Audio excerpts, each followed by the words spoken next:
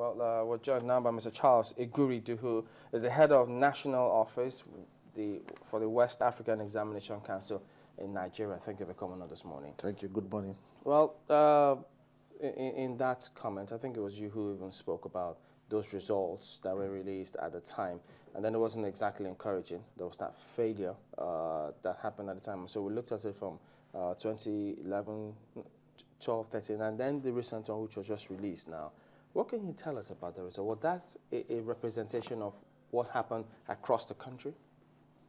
Perhaps I need to correct an impression here. The issue of mass failure is a creation of the media. I didn't report that there was mass failure. I only reported that there was a slight decline in the performance of the candidates in 2014 when compared with the performance in 2012 and 2013. But what we saw was that everybody was saying it was mass failure. Can I ask a question? Yes. Sorry if I'm coming in. Yes. The number of people that wrote the exam Yes. in 2013 or the previous exam Yes. and the number of people that wrote it now, was there an increase or a decrease? Is it number In the of population? performers? Population of those that wrote the exam. Was there an increase or a decrease? There was a slight increase. There was an increase? Yes, there was an increase. So if you had let's say 31%, 32% failure last year, and you have 31% failure, or 38% last year, okay, there's an increase now, right? Or a decrease? An increase. An increase in failure, Yeah. in failure rate? No. I Only said it was a decline in performance, overall performance. Decline in overall Slight performance? decline, yes. Okay, but now the question I'm asking is, if you have a larger population this year Yes. than what you had last year, and you had a decline in performance at 31%, would you still say there wasn't a mass failure? No, I don't want you to use You don't want to use the word mass? Yes, when you say mass, it gives an impression that overall performance, people didn't do well. But I want to give perhaps a little bit of, I'll call it a tutorial, as it were, on this. The candidates that registered for the exam registered for 8 or 9 subjects, depending on their choice. Now, what I said was that looking at the performance, you will find that of the total number of candidates that registered for the 2014 exams, May, June, we said 529 candidates, 529,425 candidates had credits in mathematics and English. And this represented about 31.2%. But to isolate those who had credit in maths and English and use that as indicative of overall performance is wrong. Because if you look at the statistics I gave, I said 791,227 candidates, representing 46.7%, had 6 credits and above. And the percentage breakdown went on to say for those who had 5 credits, we had about 58.05%. And for those who had 4 credits, we had about 67.84%. Oh. Now, to isolate those who had credit in mathematics and English and use that as indicative of the overall performance is wrong. Can I come in here? Yes. Maths and English yes. is like the bedrock of your movement to the next level of education in Nigeria, right? It's an assumption. Is it? It's an assumption. It's an assumption because we have a new national policy in education. And from that policy, it is not envisaged that everybody that goes into the primary school will end up a university product. The policy prescription is that when you start at the primary school, after the 6 years of free compulsive primary school, you move on to the junior secondary school. And that's what happens across the sub-region. After the first 3 years of junior secondary school, there's supposed to be a sifting, whereby those candidates who are found to be gifted in vocational areas are now channeled into the vocational institutions.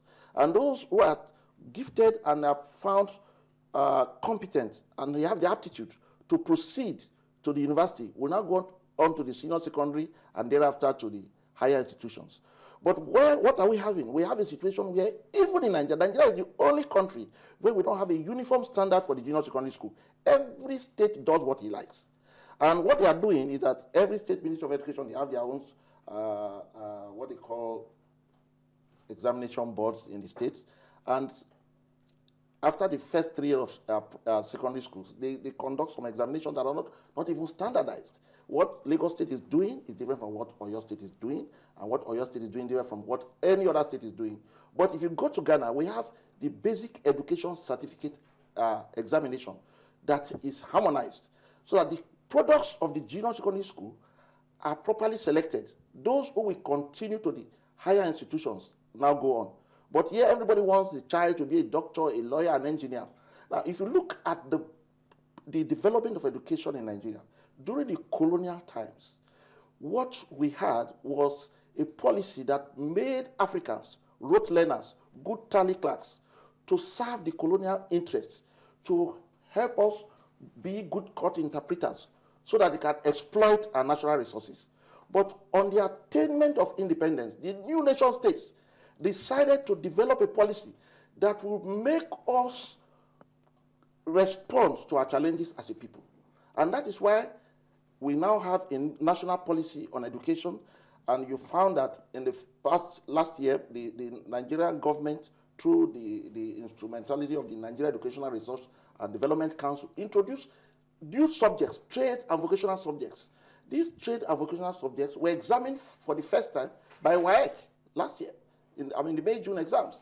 So, what did they find when you examined it? Oh, it was interesting because performance, surprisingly, was average, because we knew that most of the states were not teaching these subjects in the schools. We have GSM, yes. Do they teach those subjects without emphasis on math and English? But let's look at it this way. It is good to have mathematical aptitude. It is good to speak Queen's English. If you can speak Queen's English and you can calculate how much you earn, or you can tell me use the quadratic equation very well, that does not automatically translate to being a good engineer. English is the medium of instruction. It is not a mother tongue. So if you can speak Queen's English, and so what? Is that Yoruba? The mother tongue, you don't speak Yoruba very well. There are many Nigerians who are very successful in their endeavors, and they don't speak correct English.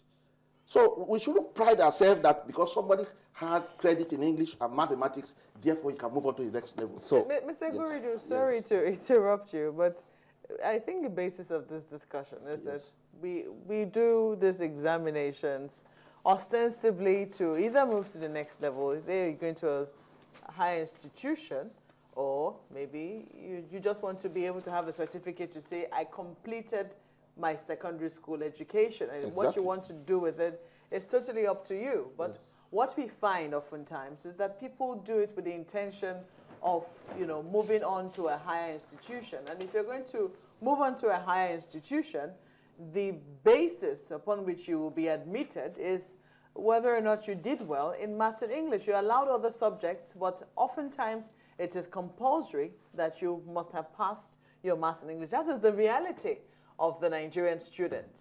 True or false? I want to believe you agree with me. It's true, based on the false intention. What I want to say, in any human trait.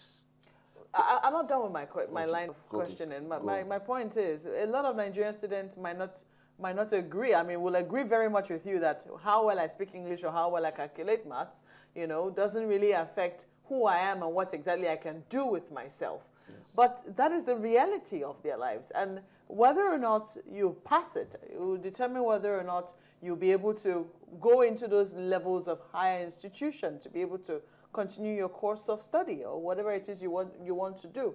Shouldn't we be bothered as a people if students are not doing well in those things that we have set up as compulsory for them? Fine, we should be bothered. But I'm saying that those things we have set up are set up on a wrong premise. And that is what the government has done by redesigning the curriculum. The curriculum as it is today envisages that not every child that goes into primary school that will end up a university professor. Is that a new curriculum? I mean, is it not the same 63334 that... The curriculum, no, there's a new curriculum. The curriculum has been enhanced. The government introduced about 39 new subjects into the school system. And the curriculum, there has been several reviews. Well, that was just last year. Okay. Just last year, we examined new subjects like GSM repairs, refrigeration and air conditioning, a whole lot of subjects. This is with the idea that when people are done with, you mean you did that in this WAEC? This May, June 2014. This May, yes, June it was 2014. examined. So you did that with the idea that when students are done with that, they most likely will want to go into those fields, not to go into higher institutions, Exactly, but to go into those fields. So exactly. we shouldn't look at how well they did with maths and English. That's exactly what I'm saying.